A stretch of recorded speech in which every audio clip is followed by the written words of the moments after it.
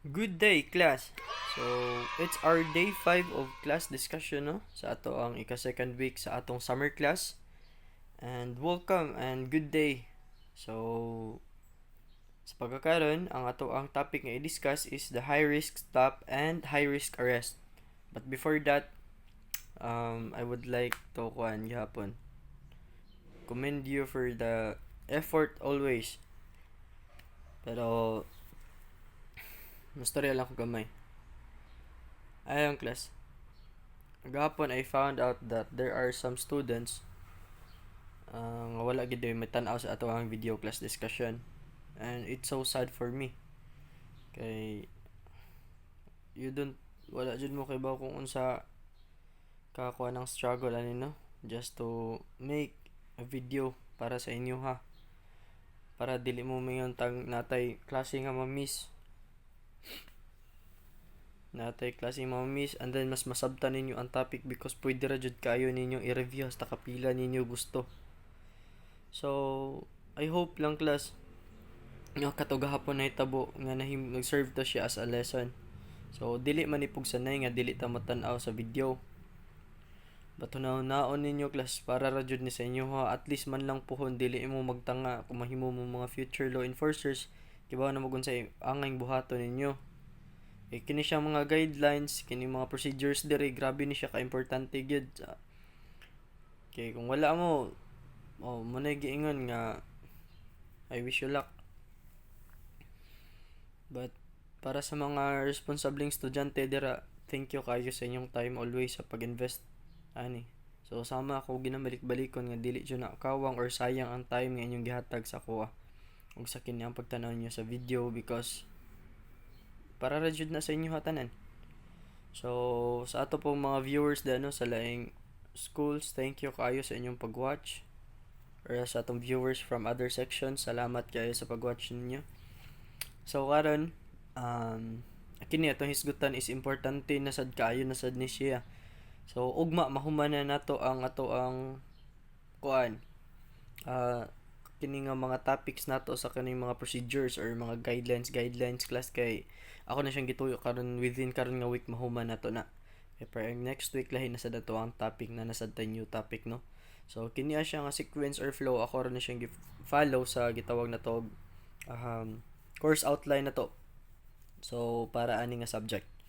So I hope nga nakakaon na mo dira, no, para andam na ang inyong mga kasing-kasing ug utok para maminaw sa atong video class discussion.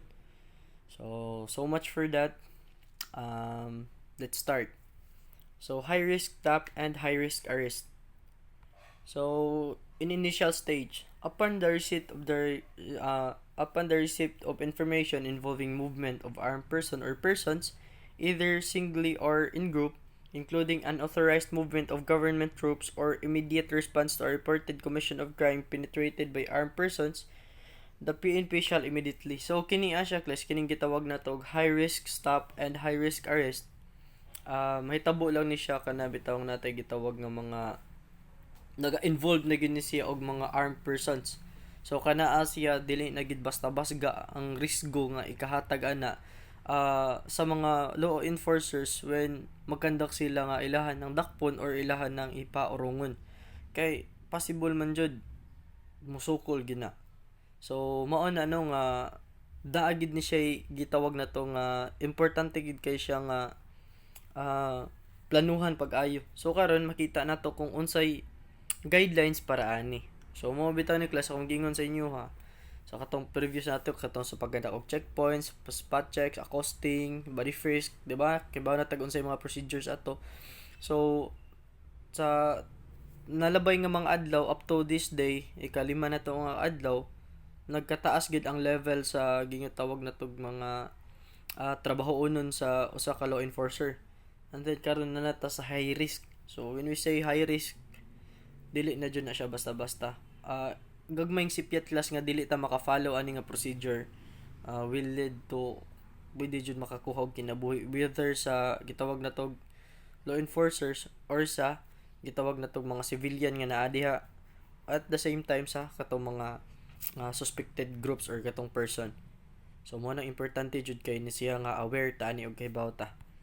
So una, organize appropriate tactical security forces utilizing maximum firepower and armor assets. So right after ato makadawat or maka-receive og kanang tawag from the headquarters class. So dapat automatic mag-organize din na grupo nga mo ay mo cater para ato. Mung nakabantay mo class sa PNP class na gitawag na tog SAF, na gitawag na tog SWAT, na gitawag na tog mga specialized groups that are being trained para ani. So para sila makahandle ani nga mga situations. Okay, sama sa kong giingon, dili na ni basta-basta nga mga ordinary operations lang. Sunod, deploy the security forces to stopping zones in defensive position. So makahatag din or mag-deploy din ang unit na napuy talaga ana para sa gitawag na tog nanay i-plaster dito sa mga defensive zone. So just in case nga na-shoot out may tabo na nadaan, lahi ang mo operate sa mudakop ato or mukuha, lahi pod ang naa sa defensive position in order to secure the safety of the personnel nga mo operate. Letter C, seal off the area and establish strong roadblocks and barricades. Ngano man kaha nga mag-establishment og roadblocks or gitawag na tog mga barricades. So kanaa siya class, the very purpose of it kay may man ang kana ang mga suspitsado nga mamili na kinsay posilon diha. Bisan pag ngintag walay labot dira sa dili pa na law enforcer nga maagi ka diha, inigpabuto ato class wala ginay pilion ang bala or ang pulis ba kahapon maka-fire ato sa katungkuan just in case na agi pagpamusil nga maghinatabuay. So malikayan para malikayan ang gitawag na tog na ay madamay nga mga civilian, mao gini siyang mag-create or mag-establish gid og roadblocks and barricades para dili pod mangagi diha ang mga kuan and ma-aware. So naam sa nay magbantay class, apil na dira nga naay magbantay sa kuan nga dili makasod. So mao na ning mga nasa defensive position. Sunod, number 2, effecting a high-risk stop. So, when effecting high-risk stop, the police officer shall, una, exert utmost effort to persuade the suspects to halt or stop their movement. Letter B, start with the procedural conduct of regular warrantless arrest where the arrest is inevitable. Letter C, ensure proper documentation of the process. And letter D, respect the rights of the persons involved. So, kini. So, when effective high-risk stop class, giingon diri, gi-mention, exert utmost effort. So, may utmost effort, dili lang effort nga gitawag na to compliance. Para lang paurongon ra bitaw, simple ra na. Dili na inana class kay gitawag na to when we say high-risk gani, taas kay risgo. So, muduol ka dira class, wa kay proper training, wala na kay gitawag na to, you're not specialized for it. Kay nya wa pa kakibawaan nga guidelines, tuyang lang ka diha.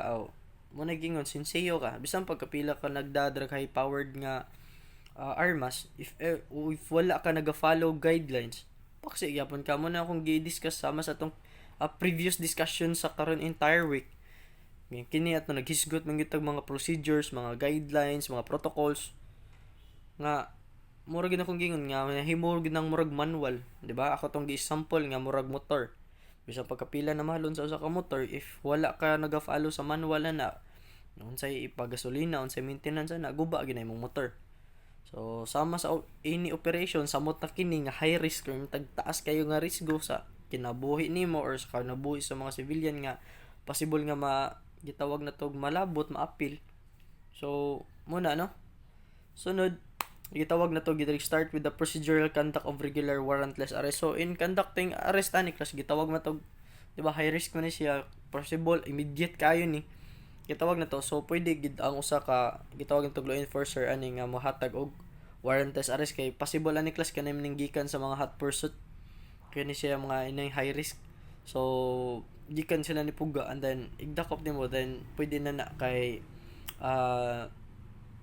so pagdakop ani sa ila class, there are enough gitawag na to possible na ni in flagrante delicto nga gintag na enough knowledge ang law enforcers class nga ang katuwang kining suspected mga tao or usa ka tao has just been committed a crime or padong she is about to commit a crime. So he is caught in the act. So mo na nga the warrantless arrest shall be effective nga ipagahimuon.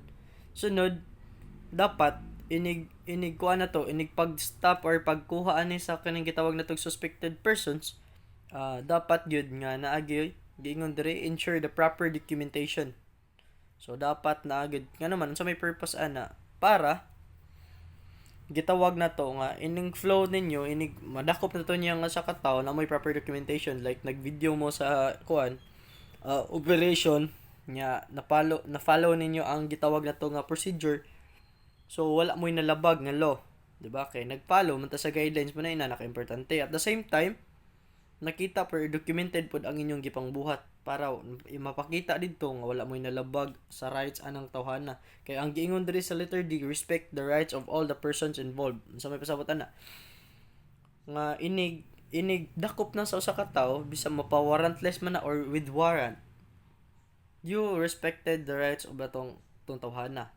So katong video nga akong gisend sa inyo nga link gahapon na to, trending mo to no. Ito kanang astigay ba kanang marag nagsakyanan man tong tawhana niya apprehend siya.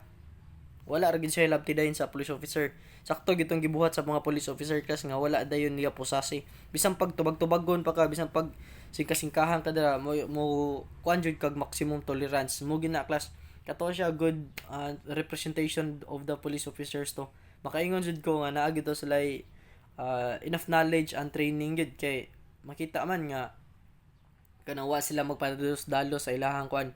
Kay sipyat kay ang police officer ato katabit ang pagsugod pa lang pag video niya kanang gitawag na to dili to siya checkpoint, dili to siya kanang kuan high risk ha, pero kuan ra man to alarms and scandal man to, pero syempre naka-trigger gito siya kayo sa police officer nga natuon ka di lalim imong trabaho niya inananaon ka.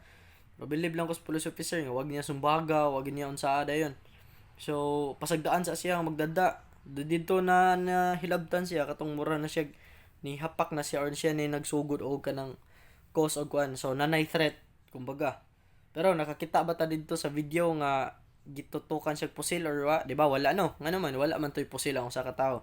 So, di ba? Na-apply na gid atong gi-discuss nga gitawag na to mag-use lang og necessary force intended kung unsay force nga gigamit sa tao pod against you. So, wala man toy pagkuan og pusil, at the same time dili madara man gito nilag plug down. So, mo to nga gikuptan ra sa niya, naglison gito sila, kusgan po tong tawahan na pod. Pero ang nakanindot ato class is nag-video ang ilahang kauban nga police officer. Moita nagkuan sa video. So kito mapart ra to sa documentation no. So girespeto nila, nag-exercise lag maximum tolerance katong pagdakop na class kung nakabantay mo na ay gidutan ng liog, ginanagamay na nudnod. Katuwa siya class makasabot na tas part sa police officer ato kay gahi katong tawhana. So siya kay mo lagyan ning mga dato usahay di man tanan pero magsalig lagi kay nga dato sila di na mo respeto sa mga police officers kay murag para nila prinsipyo nila mapalit na nila ang balaod. So mo to palaban siyang papa. So kung ako'y amahan nato no, ako tong ipakulata og samot tong anak ay ano man ikaw amahan na ning kamot ka pag-ayo niya nga lang gubon imong dungog tungod lang palaban pagngara-ngara di ba? Gawas og i-spoil gito siyang amahan mang inato po to iyang kuan. So depende man sana sa pagbadako sa katawo. So inato lang sa video kung tag respect the rights gihapon. So kay naagit atong kontra mong na am gitawag og Commission on Human Rights. Muna class, importante unta nasabta na gid ninyo nganong gi-appeal gyud kinis discussions kini mga tapika. Kay nakita gyud nato nga gagmayng sipyat ninyo paksi isad kita kay dili ra gawas nga mapusilan ba ta diha or di natay manatay malabag nga rights sa usa ka tawo kay wa ta nag-follow sa guidelines. So mahimo pud tang liable. So dili ra sila kitay makapakaso kundi kitay makasuhan pud ta. So timanin niyo class, the real battle of a police officer class is dili ra sa gitawag na tog field. Pinakadako nga the greater battle of a police officer class is in the court gyud. So mo na nga amping gyud dapat knowledgeable ka, dapat naka-build ka good character at the same time whatever or if whenever na amoy operations nga pagabuhaton, you must follow every guidelines. So dili na mo mahimong tanga-tanga class kay na-discuss na ta nagtagsa-tag sa class. So if ever wala pag ka magtanaw gyapon sa video mo nagingon nga wala ko sana. So matam kita kadlawon para maghimo lag video sa inyo ha. So kamo na lang mag-igo ana. Number 3, during violent stage. So the PNP shall strictly adhere to the PNP operational procedures or POP. So particularly on the use of force. So mananiklas. Pareho atong video gahapon kung nakatan-aw mo ato.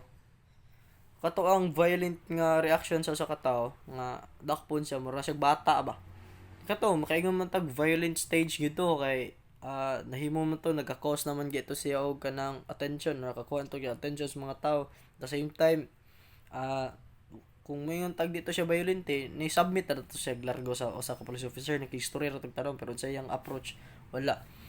O bisan pag naka-trigger na kayo to sa police officer, pero gingon diri the use of force sa katong usa ka police officer or katong mga police officers is justifiable kay kato ra man to naka-exert sila og force, kato ra man tong gi-up ilang lang pusasan.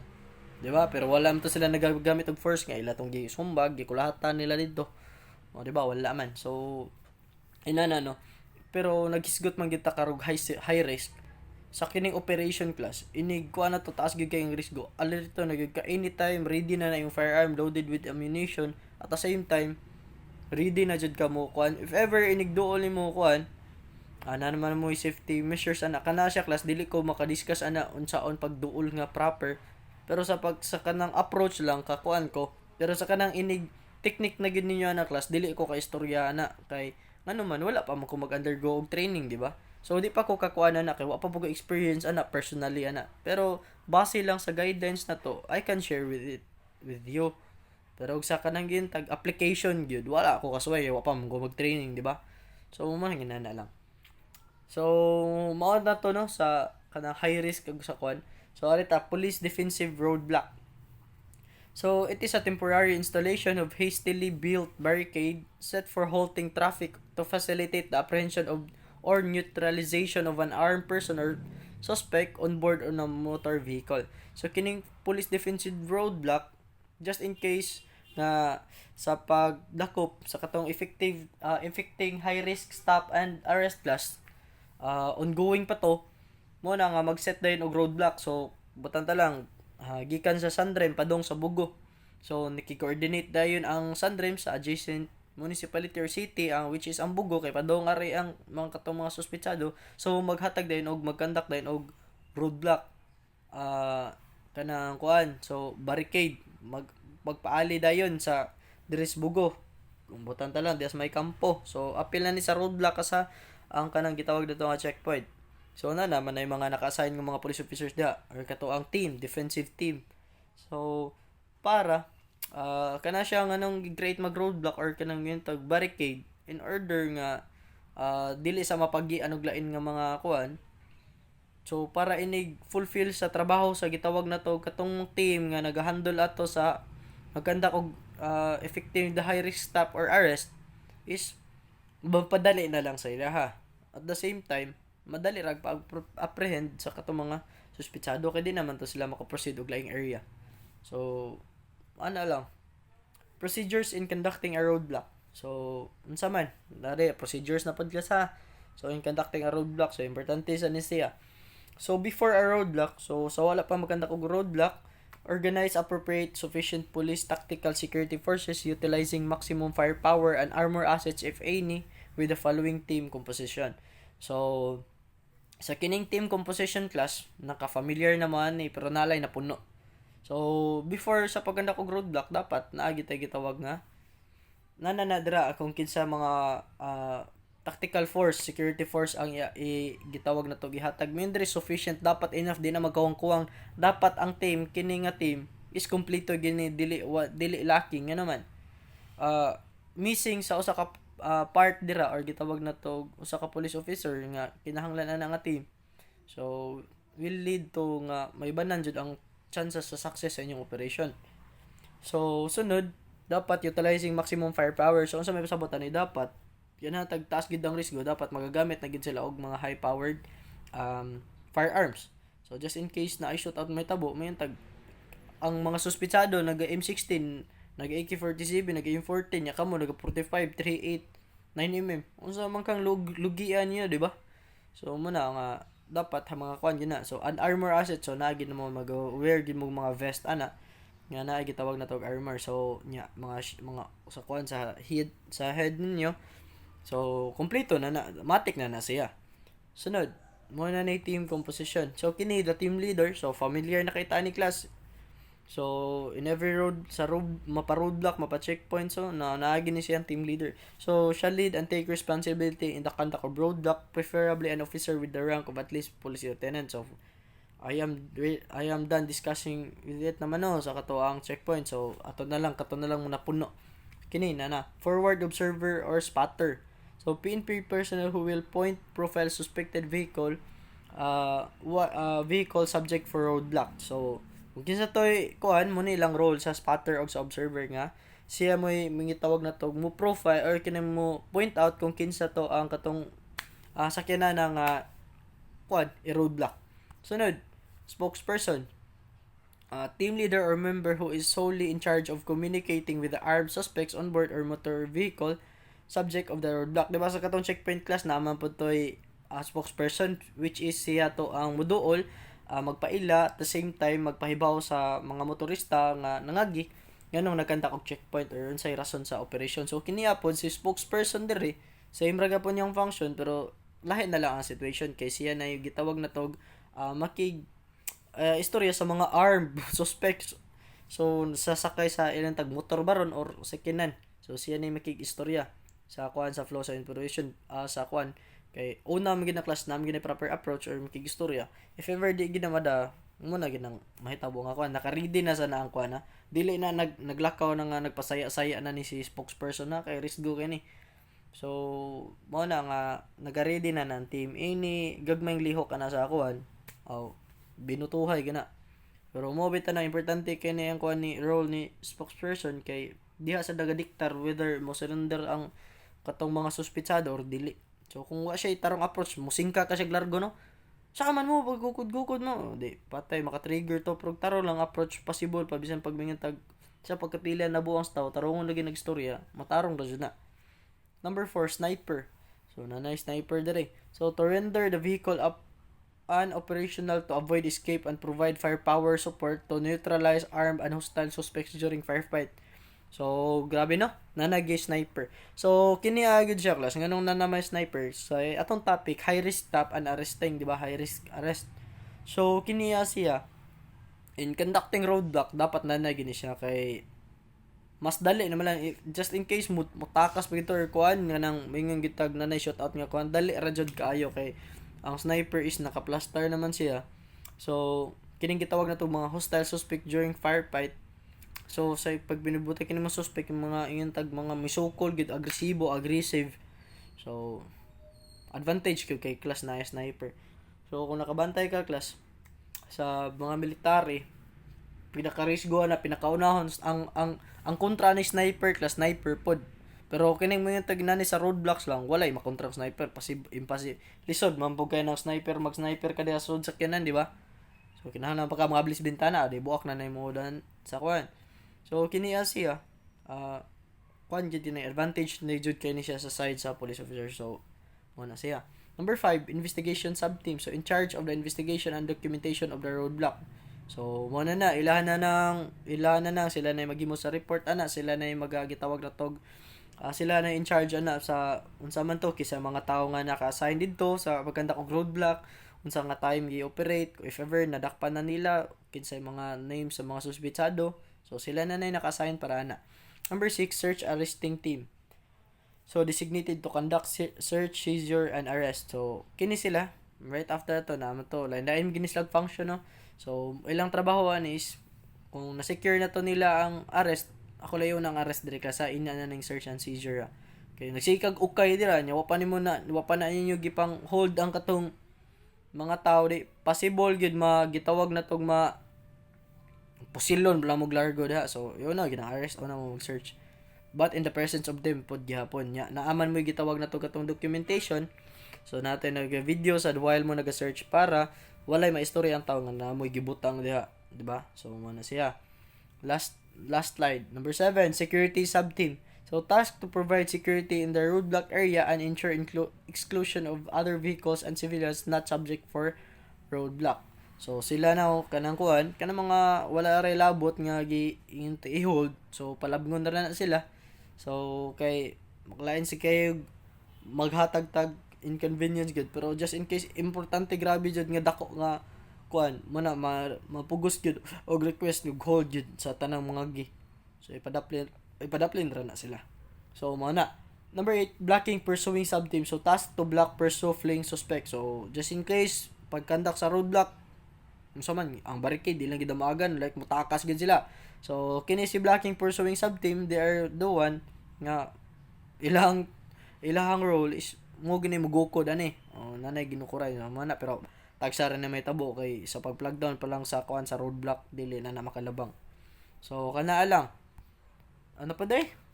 So ba pa day ni? Medical sub-team. So task to provide immediate medical assistance if necessary. So sa operation sa pagkandak og roadblock, just in case na ay firefight nga nitabo or gintag shootout nga nitabo, kung kinsa to'y mga angol dito, mga samaran, mapasuspitsado man na, mapasibilyan or gitawag na to police. So tagsara na sa civilian ka sa, or just in case lang sa police inana. So kini si medical sub team, so mo na yung role nga mo hatag din siya, mo provide din siya og gitawag na to first aid. So before maabot ang ambulansya or kanang kuan para before madadi to sa nearest hospital. Number 10, additional tactical personnel team may be employed depending on the size of the hostiles. And so kining gitawag tag additional or puno sa katong team, di ba? Kompleto naman to kining nga team nga na mentions diri. If ever kuwangon pag gitungod kay butan ta lang duha to ka grupo nga nagasakyanan nga mga armado. So di pud to pwede sila nga team, perti lang gamay ma-outnumbered sila. Ano naman, lugi mo, di ba? So advantage man gid kayo na ang number always class. So mas advantage pod kung dili naman siguro ta makaingog skillful kay dapat well trained naman ni sila. So makaingon ta nga advantage ang number at the same time ang skills. So mo na. So to ensure the safety sa mga personnel at the same time, ma-secure ang chance sa success sa gitawag na to operation. Sunod, videographer. So task to take videos of the entire roadblock operation. So sa pagkanta ko roadblock nanis videographer. So sa kato sa checkpoint wala pa ni siya. So mo ni siya magakuan sa usually sa checkpoint picture random class kabantay mo.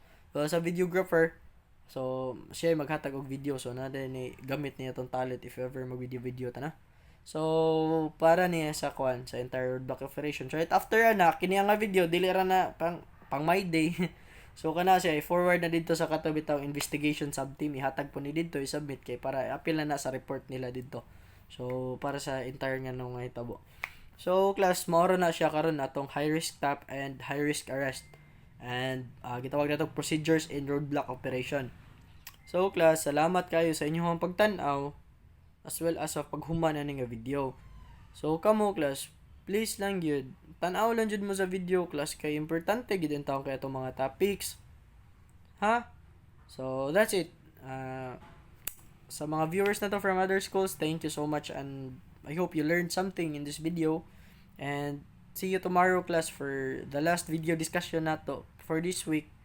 And then at the same time, mag-quiz ta, no? So, kana lang for now. This is Sir J once again. Thank you so much for watching. God bless and bye-bye.